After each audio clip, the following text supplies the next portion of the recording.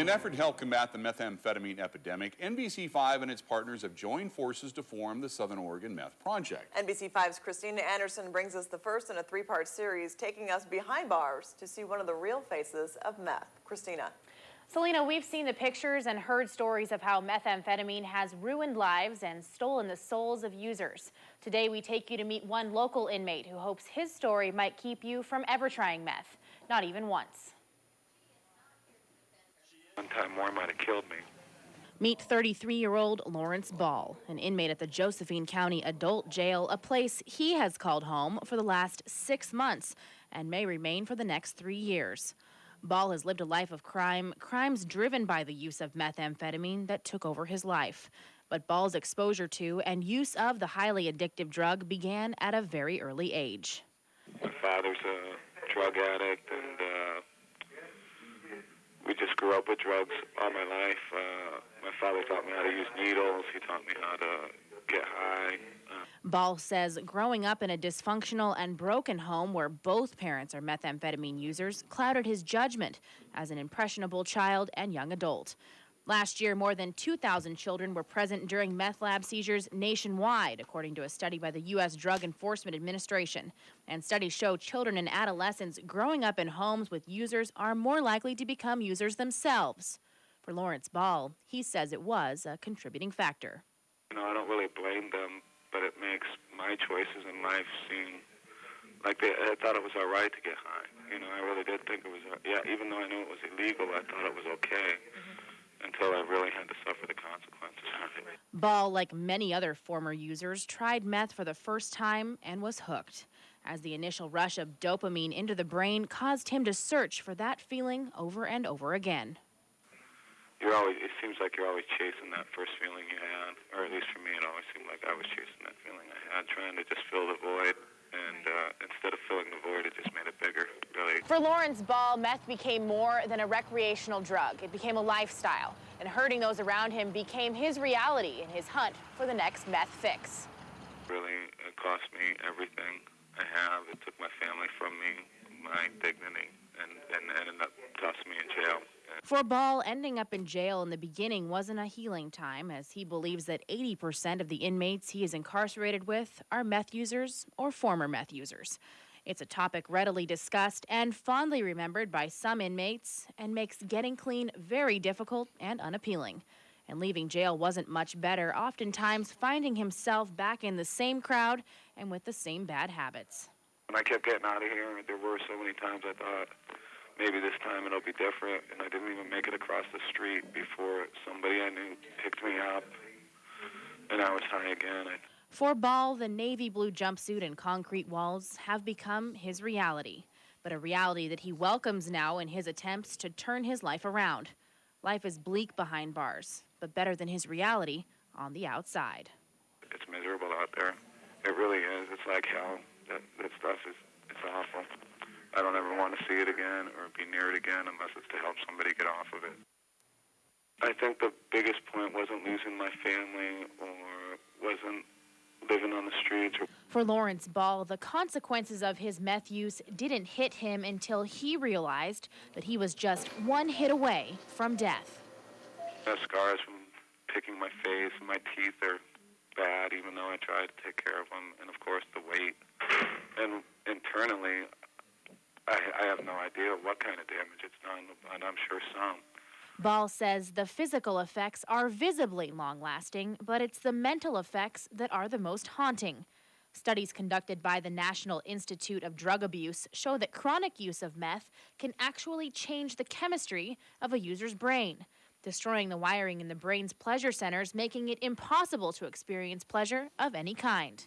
Because I know guys, and I consider some of them my friends, that have irreversible damage. I mean, you can tell they got brain damage. They have at first you think it's just because they're high until you see them in jail and they're, clean for a couple months and they're still doing all that weird stuff.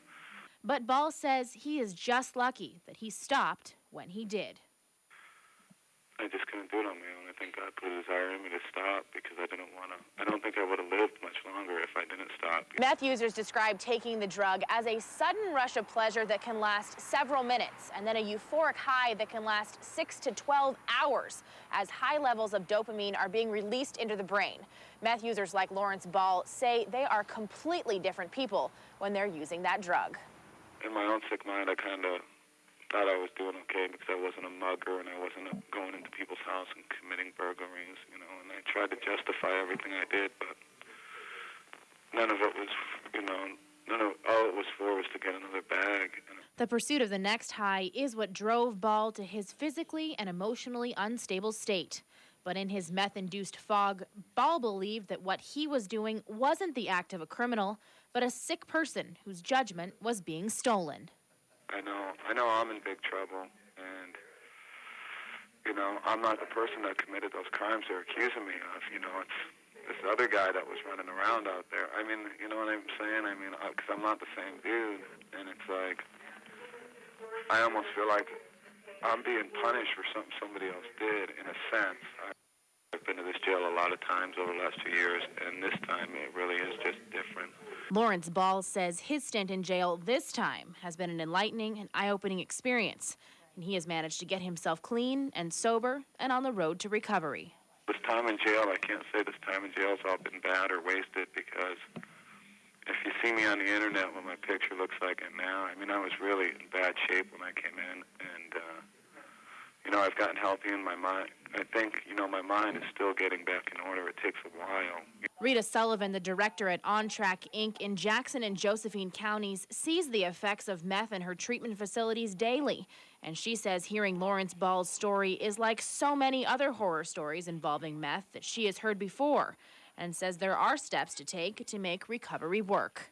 It's easy to want to get clean and sober in jail.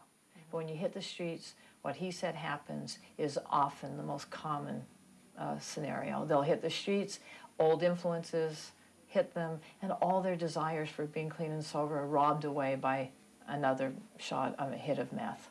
Long-term effects of using methamphetamine include physical as well as internal damages, not to mention the dangerous effects on mental capabilities. But former users like Lawrence Ball say it's not just those hurdles that are difficult to overcome, it's the societal hurdles and mainstreaming back into community lifestyles. Sullivan says the moment inmates are removed from jail, the recovery must begin.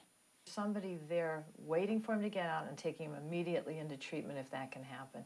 The process needs to be set in place before he hits the streets and has to make decisions.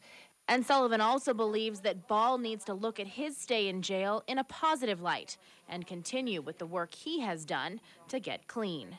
He needs to look at that as a positive, to be able to say the longer time I get clean and sober, the more likely I am to be successful outside. And all of us in the community need to begin to look at jail as an opportunity, as a first step towards recovery. And she says there is hope for him and other former or current meth users. There's probably more hope now than ever, and I'll tell you why. Because of the efforts of, like Kobe, for example, people are beginning to understand that treatment works, and people in recovery are good risks for rentals and for jobs when they're using their terrible risks, and that sort of stays in the mind of landlords and employers. They say, oh, I don't want to go there. But in partnership with treatment providers who can endorse and monitor recovery. But Rita Sullivan has one message for Ball from herself and from On Track, Inc. I will offer the services of On Track. At least we're in Jackson and Josephine County, and if he walks out of treatment there and into our office, we'll do what we can to assist him, and I think we all need to step up to that. And we're willing to do that, and I hope others will join me who can help with their other needs in housing and employment and work with us in taking a calculated risk on people who are doing the right thing. And Lawrence Ball has a message for the public from behind bars. Don't do meth just once. Don't do it. It's not worth it. Really, that's it. Just don't do it. Lawrence Ball has a number of cases pending in the court system and was recently released from Josephine County Adult Jail after the courts lifted his do not release order, saying that he had served 197 days and the jail was beyond their available resources. We hope that to meet with Ball again in the future to take a look at his road to recovery and the progress we hope he is making toward a clean and sober life. Once again, the Southern Oregon Meth Project reminds you, don't do meth, not even once.